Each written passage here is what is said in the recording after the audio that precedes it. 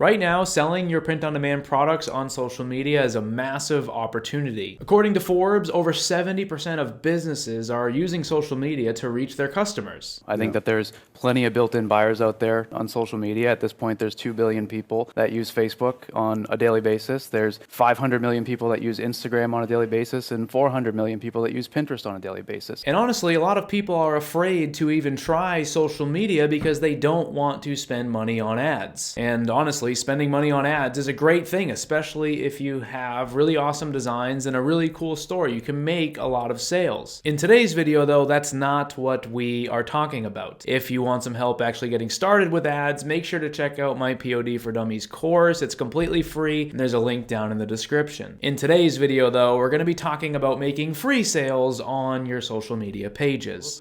That social media, and especially social media content creation, is intimidating, right? Yeah, totally. I think a lot of people have this conception of, I need to be on camera all the time. I need to buy myself one of those ring lights and like, or like an awesome setup like this. Like, and I have to invest all of that stuff, and I have to have a personality. But you're saying that we don't need to do that. No, I mean, you totally could. You know, like let's say that you were someone that did love gardening and you created like really awesome gardening products. Then yeah, if you want to be the star of your Instagram, then more power to you. You'll probably actually do really well because people would love to follow you and learn about you, but that doesn't, mean that you have to. If I'm being honest, probably at least 90% of the print-on-demand products I've ever sold have been to niches that I would have no business being on camera for. You do not need to actually get on camera. You don't need to go live. You don't need to talk to your audience. It's literally, as simple as finding memes, reposting other content. This is a very, common strategy to grow a social media page. You see it all the time on Facebook or even Twitter or TikTok and Instagram like we're talking. It's you curating content, memes, images, and ultimately then your product photos. And here's an example of exactly what I was just talking about. That was a brand building session I did at Printify headquarters, and what we have here is a page for people that like raccoons. And yes, apparently that is a niche. This page is posting memes and other videos, funny things about raccoons that people that like raccoons would think is funny. They are not on camera, they are not producing content, they are not going live. They are simply curating content from around the internet and posting it here on their page. And you can see they're doing quite a good job. They have 119,000 followers. You can also see some print-on-demand merch kind of sprinkled throughout the highlights on their page. And in the bio of their account, they also have a link to a print-on-demand store. And in today's video, like I said, we're going to be talking about some steps you can take to try to achieve similar results on your own page. Step one would be to make a niche-based page, something for your niche that you can use as a way to generate a following. Step two is to find relevant content to share, different memes or images or videos, basically just stuff that people in your niche are going to want to see. Number three, you're going to want to create captions that get you followers and people to engage on your stuff. The more engagement you get, the more popular your posts will be. Number four is you want to find hashtags that are actually relevant for your niche. And five, you're going to want to be promoting specific offers to your merchandise to get people from your Instagram to your site. Right here is another account that is doing exactly what I am talking about. They create merchandise for people that love theme parks. Obviously, they're using a different language here. I think it's German, but they are doing exactly what I am talking about. They are posting their merchandise, they're posting memes, they're generating a following, and they're likely making some decent sales. If I scroll back up to the top, you can see they have just over 4,000 followers. Right here in their bio, they also have a link to their store. Right here is another page as well. It's called Gardening Greener. They have over 200,000 followers. They have a link in the bio to their print-on-demand merch store. And as we scroll through, again, we can see lots of content relevant to their niche in an attempt to get followers to eventually come to their store. And in a moment, I want to break down a couple of things that I actually do in order to generate sales from traffic that I get on social media pages. But first, I want to break down a few posts a little bit closer to show you a more concrete example. This post here is a meme post from the raccoon page. One of the things that they do on here is they tell people to follow their account. You can see right at the top of their caption, they wrote follow raccoon memes daily. That is their account. And the reason why they're doing that is because as people are scrolling through their news feed, they're going to see that there, and it's almost going to be as if this page is getting a shout out from another page. People might not make the connection that this this page is actually tagging themselves in the caption. This is what I do, and it ultimately results in getting more followers. Take a look at this post here. This is on the Gardening Greener account. You can see that they have a bunch of really niche specific hashtags on the post. You're going to want to make sure that any hashtags you're including are relevant only to your niche. Don't do obscure things that have nothing to do with your niche, meaning if you're selling like a home decor print on demand product, don't add hashtag home decor into your hashtag list. You only want to choose things that actually are relevant to your niche. You can also see in the caption up top, they wrote that this video is from this account here. They actually gave Clark Cottage Gardens a shout out because that is where they got the video from. One of the best ways that you can actually begin to make sales from an Instagram page is to promote limited time only sales. For example, sometimes what I do is I make a post on like a Friday and I promote a discount code that expires on a Sunday. For example, you could create a discount code called like Weekend 25 and tell people that now through Sunday they can get 25% off with code Weekend 25 on your store. In order to set something like that up, simply go into Shopify, click on create discount, do an amount off order, type in here Weekend 25, do a percentage of 25%, and then scroll down to the bottom and actually schedule an end date for this. You would want to put in the actual date and time that the discount code would expire, and that means that it is a true urgent offer, meaning that the code actually expires and that if people are trying to use it after, they missed out. Obviously, in the future, you could layer different things in and do that process over and over again. As I'm making this video, it is the beginning of November, so we just had Halloween. Theoretically, you could do a code relevant to a specific holiday like Spooky 25 or even Fall 25 or Christmas 25 or something like that. The point is to drive an offer on your page that actually has an expiration on it that will help you to make the offer seem more urgent, which will lead to more sales. The next thing is something that you might not have thought of before, and this is honestly something that I've had a lot of success with. Over time, running your page, you're going to notice that you're going to have a lot of the same people engaging with your content. Every time you post a video or every time you post a meme or something like that, you're going to notice that there's going to be some repetitive engagers on your page, meaning you're going to start to have fans that interact with all of your posts. What you could actually do is reach out to some of those people. You could say, hey, thank you so much for following our account. Thanks for the support. If you ever want to shop on our store, use this discount code to get an exclusive discount. You could give them like a 30% off code or something really awesome like that, and that could lead to a lot of sales for you. I know for me, that is something that every time I send out codes, I seem to get some people actually using them. And obviously, something like that could take time, but the idea is to spend maybe 5 or 10 minutes a day engaging with your following, sending out some codes, and ultimately making a few sales on a daily basis. And that is really just how you monetize this following. The goal is to post content that people in your niche will actually want to see. Once you begin to grow, the idea is to do some of the things I've talked about today in order to actually monetize them. Imagine a situation where you put 30 days into your social media following and you generate a decent sized following that you can now promote to. Imagine posting a picture of your product, telling them there's a discount code that expires very soon, and then sharing the link to your store in the bio of your account. That is a situation that even with a very small following, you can begin to make organic sales. And again, the best part of that is that you get to take advantage of all of the built-in buyers on social media, and you're not having to spend on ads. Obviously, ads are a major part of any print-on-demand business. I talk a lot about ads here on the channel, and in my free course, POD for Dummies, I do have some training to help you to get started with them. But first, obviously, if you wanted to experiment with free traffic, that could be a great thing for you. Hopefully, this was helpful, and hopefully this maybe expanded your mind to the possibilities of what you can actually do with a social media page. Let me know down in the comments below if this is a strategy that you will try, and if it's something that you're already getting started with, let me know how it's going for you. Thank you guys for watching, and I will see you in the next video.